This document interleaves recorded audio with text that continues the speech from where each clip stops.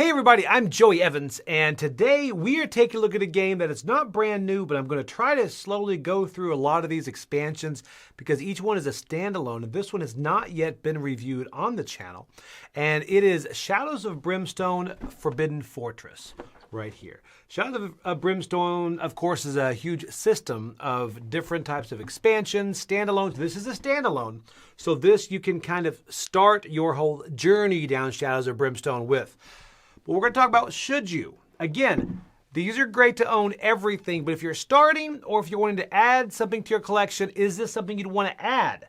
Still available, still great. It's a different theme of Shadows of Brimstone, so we're going to go into that a bit. Now, we're not going to get into how to play Shadows of Brimstone. There is a kind of a teaching of how to play Shadows of Brimstone elsewhere on the channel. So you can look that up if you are looking for a full-on how to play.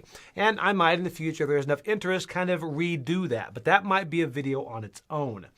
But right here, this is Shadows of Brimstone Forbidden Fortress. So we're going to talk about what is different about this, some of the heroes in here, some of the monsters in here, what is different about this, and whether or not you should start here. So before I go into that, let's see what is inside of this box. Okay, we're going to take a look to see what is in Shadows of Brimstone Forbidden Fortress now. Now, this one I've actually got a bit organized here. So I've got everything bagged up because it does kind of slide around as the insert as is. So I want to make sure I keep stuff for the overview here.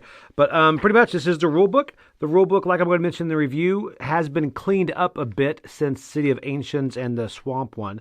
So it is a little bit, I think it's easier to read, all this, but here is the rule book on there. And then you do get an adventure book if you want to go through the campaign, which honestly I suggest you do with these. I will go into that in the review, but it does kind of pull stuff together. It gives you kind of a breakdown of all the different characters right over here, just like this. So that's kind of nice. It tells you a bit about that. Some backstory. Also has your mutations, which is always a fun part of Shadows of Brimstone, and also gives you different painting guides in there as well, which is huge. All right, so we're going to go through the minis in a moment. I don't have those in here, but let's go through a bit of what is in this box. Okay, first off, you do get a lot of dice. Again, I put these in bags. These didn't come in bags. And then you are going to get a lot of tokens from corruption, poison, your trackers, arcane powder, bandages, herbs, tonic. Now, some of these are going to be repeats of things you have in the base game if you do have several base games. But if you don't, this is all-inclusive. Everything is here. Fury tokens, which it will show you how to use those, and we'll go into those a bit more. Your exploration tokens. Then you're going to have a lot of even more grit. And these right here, these are to choose who you're going to use if you have to randomly choose a hero. All right. Then, of course, you're going to have your sanity and your hit points. You're going to have flash. All of these tokens, I do kind of keep these separated. Not usually this well, but so then you've got your dark stones. You've got your ensnared right here. And then also sake, and you've got different types of sake right here. Sake, fire sake, and strong sake. This right here can be used by one of the characters as well. Your bleeding different status, just like this. So those are all those, and these are also to mark, and you are going to have your different depth track as well. So let's go into a bit, and your potions here and the wounds. Let's go into some of the characters. Okay, again, I don't want to tell you everything about this because I do kind of want you to explore this as a campaign game, but I'm going to show you some of the characters and a little bit about some of the monsters as well. First off, you got the samurai. A lot of these guys are going to be melee. This guy right here does use the fury, which is really good. You're going to notice they do start with items on here. So this guy is going to be kind of your go ahead. You got the samurai here, assassin. Now these, as normal, will have two different versions. So this side, or you can go this one, decide on which character you want to get. You can also get alternate sculpts and stuff. This assassin we'll talk about later is all about movement. Traveling monk. Traveling monk surprised me on how it works. Kind of tanky too, as far as it can also heal. Again, two different sources, two different ways there. Then the sorcerer here. Sorcerer is, as most, are pretty squishy, but you're going to have all of those. Now, let's go through the monsters. Again, not going to go detail on these. I'll talk about them a bit because I want you to explore these. These are, a lot of these are from kind of Japanese folklore. You have the Tengu right here. So, just like this, I don't know how you pronounce that, Hirinago. All right, and they're all going to have keywords up here, undead, ghost, myth. Then Dishonored Dead, these are kind of zombies, but they do fight different than zombies. They kind of honestly defend themselves a bit more than I anticipated when going into battle with these guys. And there can be a lot of them too. Acidic Tentacles, these guys are so annoying, but we'll go into those in a bit too. Then you've got, this guy here, the Demon Myth Oni, I believe he's right. Anyway, so I'll show you his mini as well later. And Acid Blobs, these are more of a hazard. And the Living Statue, these are pretty tough. And they also have a good initiative there too as well. And as most of them do, you do have the other version on the back that these can be brutal. So each of these, if you want to kind of crank it up, they will have a different version that you can fight as well. I won't go into a lot of these cards either because these you do want to explore later, but they do have injury chart, depth chart, and then your different village, the way you're going to finish the market, the shrine, guardhouse, and all of this stuff you will be seeing during the campaign, and you'll be able to buy, purchase, and do different things there. And again, this is something that I think you should explore as the campaign goes on and on. Okay, so as usual, there's an enormous amount of cards, so I cannot even begin to show you all the different cards here. I'm going to show you some that may stand out. For example, everybody's going to have their own abilities on here, like Traveling Monk. You're going to get different abilities you can get: Acrobatic Flip, Fist of Fury, Defender of Light. Then you're going to have the Assassin. See if I can get those actually into focus here. Here we go. The Assassin is going to have different things as well. For example, it's all about moving quicker. It's the Ninja. You also have down here different Ninja clans. Then the Samurai, right here, you're going to have battle tactics. And these are going to be able to help you with, honestly, battle. And the fact that he's going to be melee, he's going to be able to get up there in front. And then down here, you got more Samurai than the Sorceress as well. You're going to have different abilities that you can use here. Blood of the Dragon, Elemental Blast. All right, and that's a free starting upgrade. So, let's go to the Sorceress as well. Sorceress also is going to have some elemental fire magic. This is going to be something in here as well. You're going to have fire magic. You're going to have wind, earth, and then, of course, water. Now, I'm not going to go really into detail on these because these are ones you're going to explore as you go deeper into the campaign. But I do like to see some of the gear that shows up. Of course, bandages, sake, you got bomb, you do have pistols in there as well, potions, fan grappling hooks. And then you're going to get to a lot of the things right here. Tengu Feather is an upgrade. And then you've got different helmets and armor. So you do have a lot of this that kind of fits the theme of this as well. Then you're going to have artifacts. Again, I don't want to show all the artifacts here because those are fun to find. But I'll go through these really quick. You've got different scrolls, amulets. Man, there's so much on here. This right here, my character's got this, and I love it. All right, so Dragon Ring, Keystone, and Fallen Blade. I am actually 3D printing something for this that I will show on the channel later. All right. Also, you've got different loot as well. So loot is pretty fun to find. And then what's interesting, too, is the starting gear. So this is starting gear, and a lot of times they're going to say exactly who can use this. So if you have the keyword Holy, you can use this. Stealth, so somebody like the Ninja or Assassin can use this. And Samurai can use the armor. So a lot of these are going to be only for, magic, only for certain characters. So again, way too much. You have the threat deck over here too, which you've got your epic, high, medium, and low. And those are going to be what bring all your fun guys out. So before we look at the actual minis, let me show you some of the actual tiles. You can see the artwork on here. And the artwork, as usual, you've got two-sided, Belly of the Beast. You've got everything on there, and it is just, the artwork is gorgeous on both sides on here. You've got two really different worlds or portals you can go into. This is just incredible.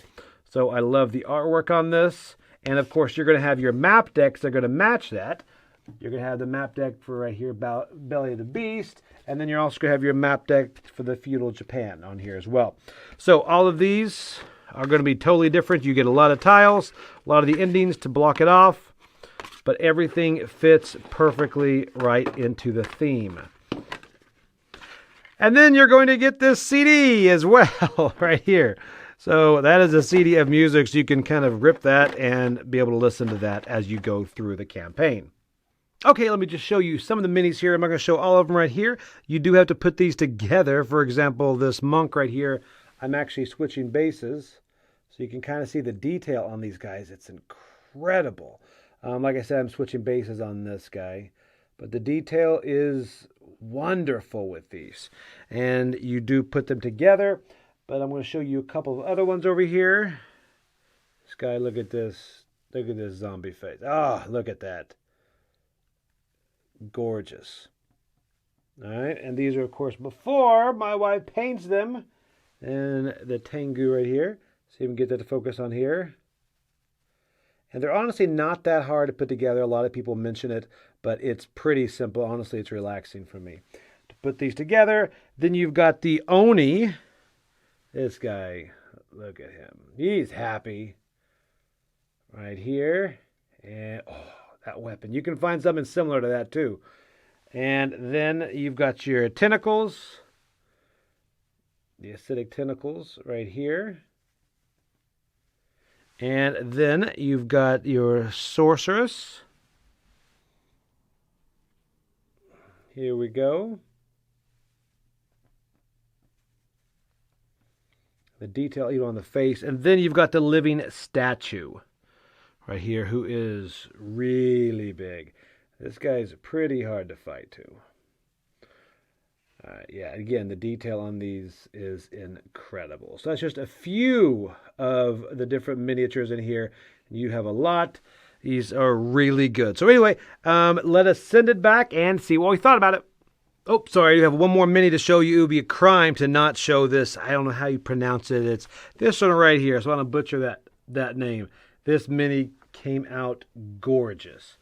Look at this right here. Get that to focus in. Oh, this is going to be incredible to paint and to get out there. And she is tough to fight as well. So look at the detail on this. Okay, all right, finally, let's see what we thought about the game. Okay, again, that is what is new inside of this box. Now, that box has been bagged and things, and you don't have to do that. There are inserts inside of it. But for me, I always kind of bag because I travel with these, and I traveled to the studio with this, and as soon as I got there the first time, all the cards were everywhere. So I have pretty much bagged everything up, and I have them in bags. That is not the way I normally store my Shadows of Brimstone stuff, so don't yell at me. But that is because I wanted to keep everything for this standalone box together. And again, this is a standalone box. So now let's talk about whether or not you should get started with this box over the other ones and what is new. Okay, so first off, this is just like the original Shadows of Brimstone, the City of Ancients and stuff, except that's more of an Old West style. This is more feudal Japan, Japanese folklore type of thing. Now, what does that mean? It's a theme difference, but also there are other differences as well. This one, I think, focuses a bit more on melee. And the first one, of course, you had gunslingers, things like that, had a lot more range. This one, as I'm looking through the heroes, this right here does have a lot more focus on melee, things like the samurai, the ninja, or the assassin.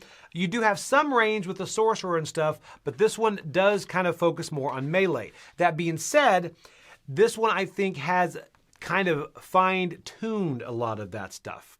Now, also, there's a CD in here. I did mention that. That is not streaming anywhere, but you can rip it, and I think there's some fan-made stuff up there as well. So let's go through these characters. First off, the samurai.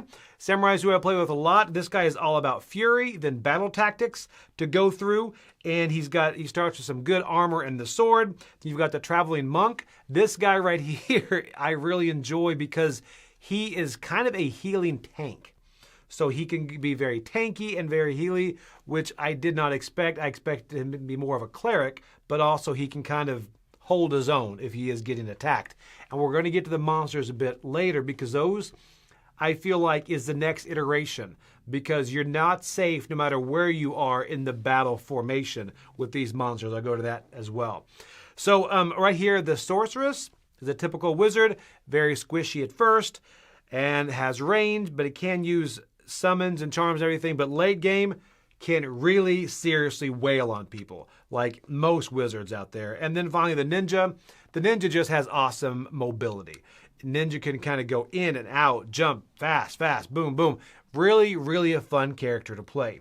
So those characters itself are really fun to add to this world of Shadows of Brimstone because The great thing about this is everything in here is mix and match because I've got City of Angels, I've got the other ones, and I'm going to bring them all in. And these guys would be great to bring into that Old West.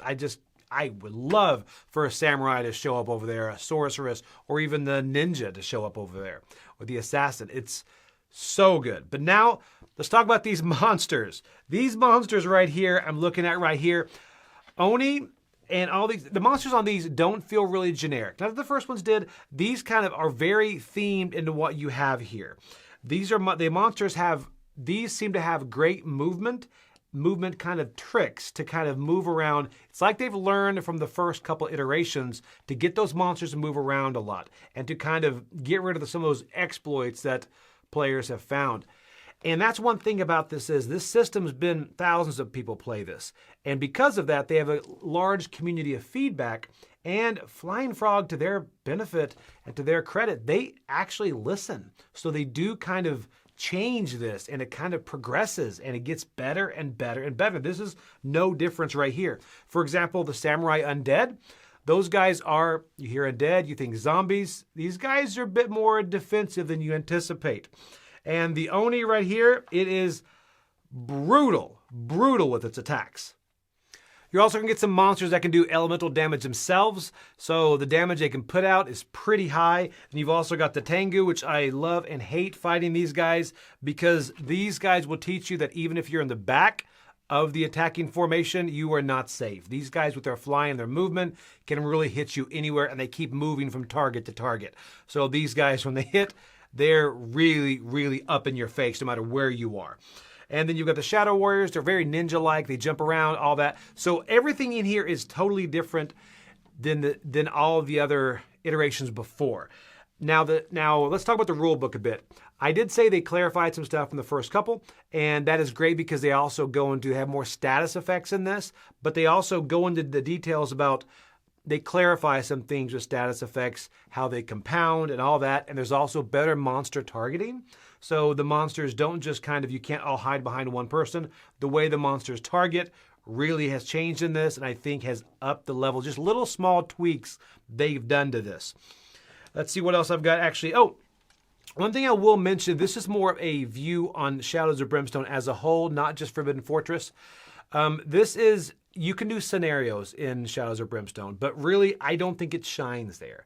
And why not? Because a lot of the loot you're going to find is gold. And then a lot of times when you scavenge, if you scavenge in just a simple scenario, it won't benefit you as much because it's really 1/3, 1/3, 1/3. A third of it is bad, 2/3 is kind of, a third is like neutral, the 1/3 is good. It's almost not worth it to scavenge. But once you start finding gold and start getting that and you're looking at a campaign, that's when Shadows of Brimstone really shines. You have to view this differently than you do a dungeon crawl because this is a dungeon crawl kind of RPG. And that's what makes it great because you kind of level up and you get more and more powerful as you go through and you can really start to wail on these monsters as you get a lot of these weapons, which again, you're going to get some artifacts and all of that and you're going to kind of really level up and ramp up your ability if you go through that campaign. Because that is the way to play Shadows of Brimstone, and this is no different from Forbidden Fortress. Okay, so what did I think of Shadows of Brimstone and Forbidden Fortress? Well, I'm coming in at a 9 on this. I really like this. If you are starting off, if you don't have the other ones, this is a great starting point for you. If you like the theme especially, but I love everything this has to offer. I love the monsters, I love the heroes, and I love being able to put them into other systems. So this is a great way to start. And again, I think they've clarified a lot of the rules in this. It's really fun. Again, look at this as a campaign going forward, something you're going to want to play time after time after time. And feel free to tweak it. This, again, is definitely one to take a look at. If you're looking at getting into Shadows of Brimstone, this is a fantastic starting point. Or if you're already in it and you're looking at adding something else to that collection. Because you know what? You have those portals. And your guys are going to want to jump somewhere. Jump over here. Get you a hero. Get a sorceress to help you. Or a ninja, assassin, samurai, whatever. They're here. They're awesome. This is Shadows of Brimstone. That is a seal of excellence from me here at the Dice Tower. All right, thanks, and we'll see you guys later on the channel.